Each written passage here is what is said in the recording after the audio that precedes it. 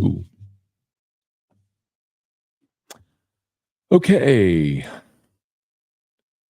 What's up, everybody? Good morning. Welcome to a Monday edition of Morning Scone presented by Brock, the Baton Rouge Orthopedic Clinic, Parish Construction and Roofing. If you need an orthopedist, you go to Brock. If you need a roof, you call Parish. Unique Physique, uniquephysique.com, Restored Motions, restoredmotions.com. All of our great sponsors are linked in the description on YouTube and tagged on Facebook. Thank you all for being with us here. LSU lands a transfer quarterback, Michael Van Buren from Mississippi State. So Brian Kelly said point blank that they intend to sign a quarterback in every class, even after it was the Monday after the Bryce Underwood flip. Kelly was asked about it at his Monday press conference. They couldn't talk specifically about Bryce Underwood because Underwood hadn't signed anywhere yet, so you can't talk about a prospect by name until they sign. But Kelly said they intend, their objective is to take quarterback in every class. And as a matter of fact, listen, I'll play it for you. Hang on. Here you go. Yeah, I think we'll always look at taking a quarterback each year, and we'll most likely take a quarterback again this year.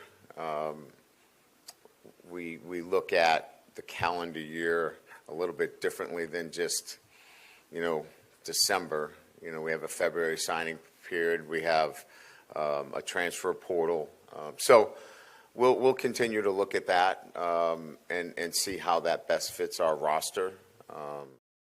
So, again, what he's saying is, because keep in mind the timing of that was the Monday after the Vanderbilt game. So Bryce Underwood flips on Thursday. You play Vanderbilt Saturday, Monday before the Oklahoma game. Brian Kelly said that, so it wasn't signed yet. So effectively, Brian Kelly was saying we look at the calendar differently. We may not sign a quarterback next Wednesday, but we've got the December transfer portal. We got the February signing day. We got the spring portal window. We're going to add a quarterback somewhere along the way. And so they did.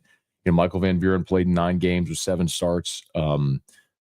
He was a composite 4-star out of this most recent class and threw for 2,000 yards. I mean, in Jeff Lebby's offense, they spread it out, throw it around, threw for 11 touchdowns, did have 7 interceptions, ran for 5 more touchdowns. So, talented guy, athletic guy, but a young guy who took some lumps playing as a freshman this year in the SEC. And, probably a higher ceiling than a guy like A.J. Swan. And, we'll see what that means for the future. But I know a lot of people have asked, what does that mean for Colin Hurley? I did address this in pretty good detail on Locked on LSU, so make sure you go check that out. But I think that just means he has to compete. It's what everybody's got to do. You've got to continuously look for ways to make your team better. And you had a chance to add a quarterback who has SEC experience, who's saying, yeah, I'll come in. I know Garrett Nussmeier's there. I'll come in and I'll sit behind Nussmeier and have my opportunity to start the following year. So I respect that. He knows he's coming in to compete, and he knows he's coming in to sit this year as well. So LSU adds Michael Van Buren. Saints lose a heartbreaker. It was first half was just embarrassing. We have 28 yards of offense or something like that. Hayner had thrown for 21 yards. I think he had 38 yards of offense at halftime.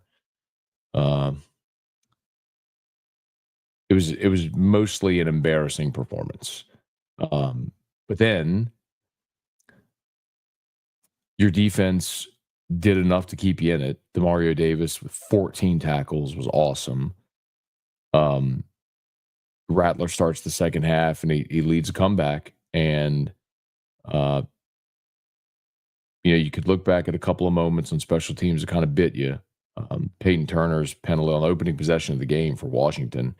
You hold him to a field goal. Peyton Turner contacts the snapper's helmet, and so they get a 15-yard penalty and end up scoring a touchdown. So that was a swing right there. And then, they miss a field goal at the end of the third quarter. The refs weren't paying attention. The time had expired for like 4 seconds. He misses the field goal. They say, well, no, clock was expired. So they give him another shot to kick it. start the fourth quarter. Of course, he makes it. So, I mean, those two right there is 7-point difference in the game. But Saints scored right there at the gun. I love the decision to go for two. Didn't make the play. So Saints lose 20-19. Disappointing loss. Encouraging with the way the defense played. Encouraging with the comeback of Spencer Rattler.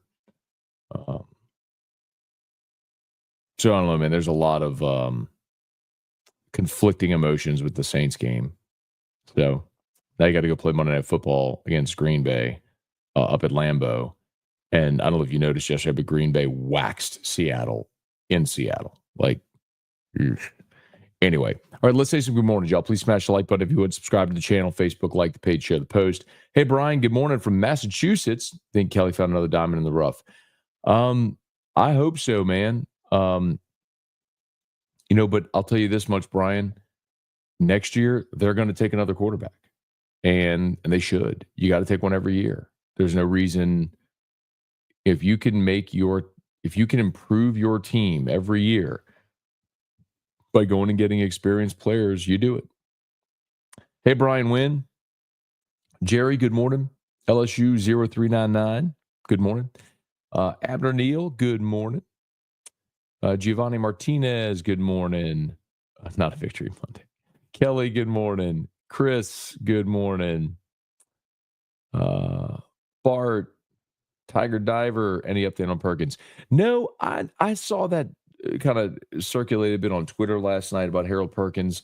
I mean, not that I've heard, not that I've had confirmed. All I can tell you is what I've told y'all for the last month is that there was a really good sense they were going to get Harold back. And I told you that there were three players that in a conversation that I had, veteran players that thought they had a really good shot to get back, or at least a shot to get back. And it was Mason Taylor, Emory Jones, and Perkins. Well, we all know Taylor and Jones have already declared. Perkins is the last one, so we'll see what he elects to do. But I mean, of the three, the one that seemed most likely to come back was Perkins based on convos I had about a month ago, but I don't have anything definitive. And like I've told you, like until the declaration deadline comes and goes, it's never really done. So no, I don't know who the person was on Twitter that was circulating that and whatever. Jerry, still heard from that game. Let's see. Nice going, Clint. Great play call on the 2-point try. You know what? I didn't hate the play call. You're trying to find Juwan Johnson. I'll tell you, and I need to go back and see like if there is a wide view we can watch. But if you look, so Juwan was double teamed, but it looked like Marquez Valdez-Scantling was open and cutting back toward the field behind him. And I think Rattler just didn't see him. Maybe it was like a one read trying to get rid of it. But I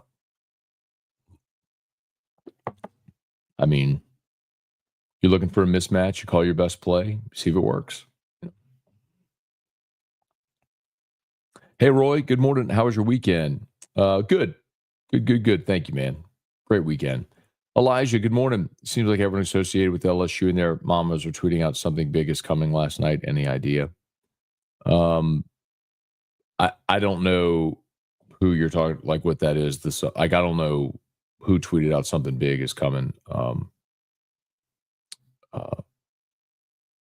I was watching the NFL. Then yesterday was my dad's birthday, so last evening went over last night with Drew and brought him his birthday present. And came home and got Drew ready for bed, and then did Locked On, and so I must have missed it. Maybe it's the Perkins news. It wouldn't surprise me. I mean, I think it's most likely he is coming back, but again, until that's done, it's not really done. Chance, all I can think about is Van Buren Boys from Seinfeld episode 8 Fingers Up. See, someone to send me that. Like, I need to go. I feel like I've seen every Seinfeld episode. That one's just not ringing a bell. I'm going to have to go check that one out. Scratch the playoffs. It is over. I mean, not mathematically. They're not mathematically eliminated, but yeah. Brad, good morning. Rocky, a lot of guys were asking about Hurley. I'm curious as to their respective rankings coming out of high school. Seems like Van Buren was a 4-star, as was Hurley. Hang on one second to go stop Drew's sound machine and stuff. Hang on one second. I'll be right. Oh, for Thomas.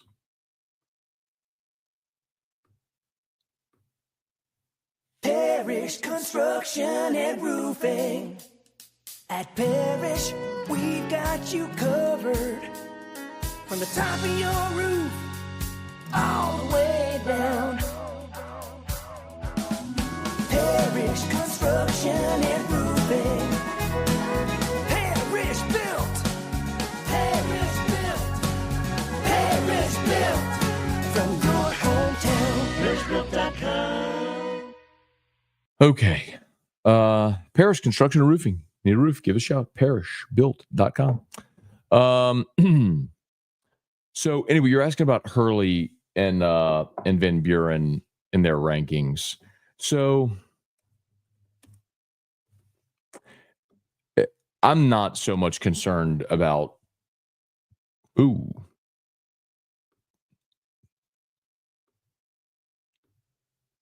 weird.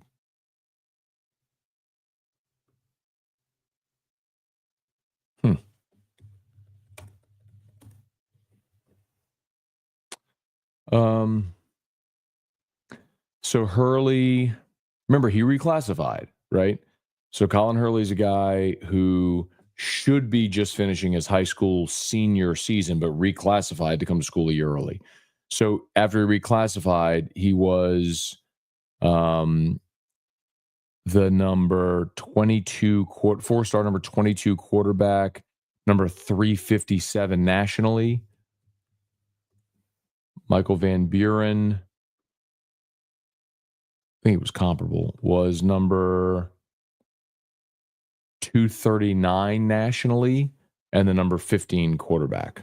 So comparable. Maybe Van Buren ranked a little higher, but that makes sense, right? I mean, Hurley reclassified. Hurley would have been ranked higher in the 26 or the 25 class, excuse me, than he was when he reclassified to 24. But you know, I think what I would say and remind you most commonly is how much like you don't even need to have played football to understand this. Just think about you as a human being.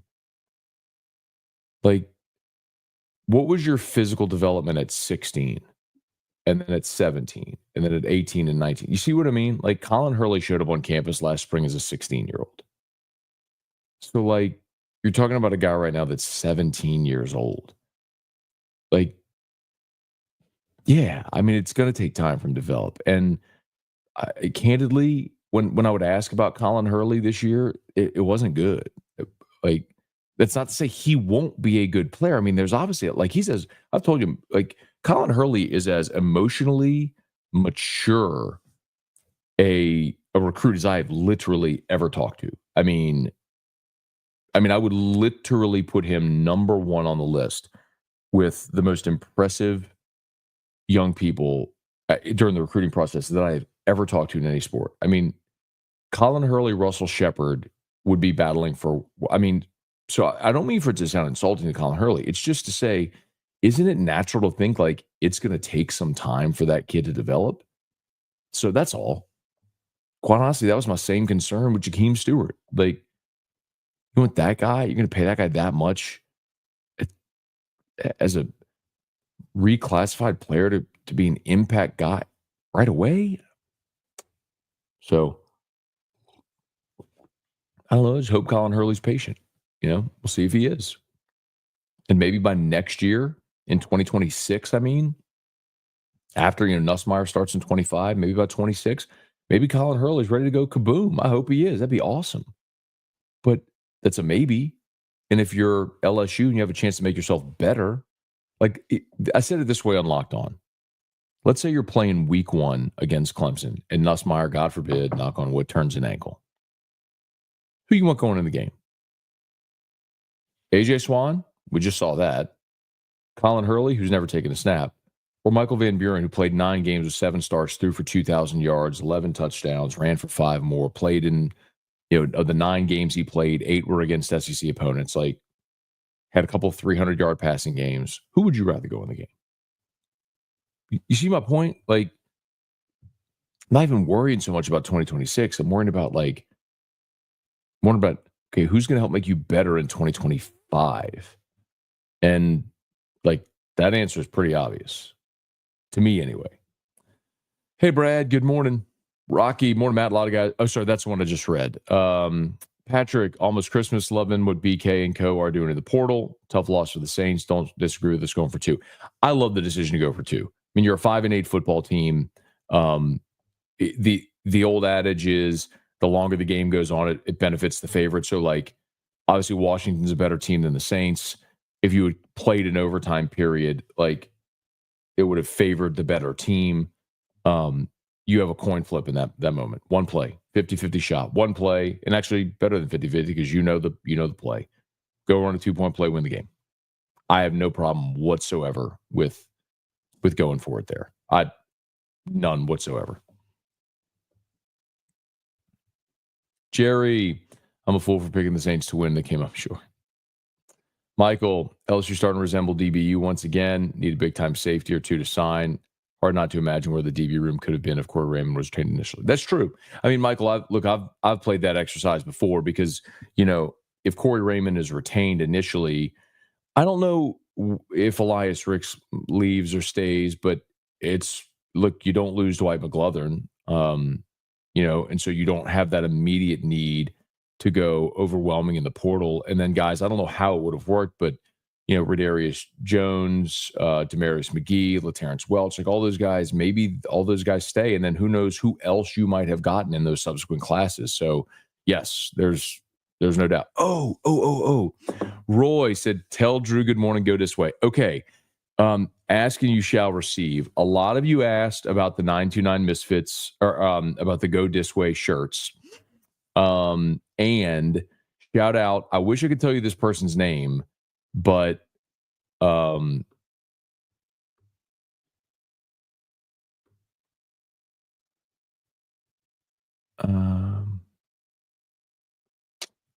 that's just one